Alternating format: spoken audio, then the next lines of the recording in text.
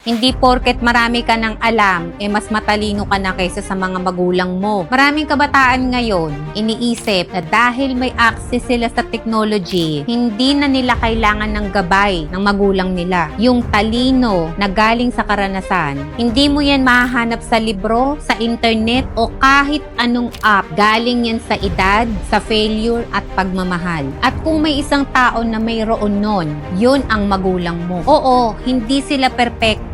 Nagkakamali rin sila, pero hindi mo kailangang sumang-ayon sa lahat ng sasabihin nila para pakinggan yung mga payo nila. Kung matalino kang anak, matuto kang pahalagahan yan. Bilang anak, matuto kang makinig sa kanila. Matuto kang umunawa dahil ang totoong talino, hindi lang nasusukat sa dami ng alam mo, kundi sa lalim ng respeto para sa mga magulang mo. Balang araw magiging magulang ka rin. Huwag mong hintayin na doon mo palang maiintindihan lahat ng sinasabi ko.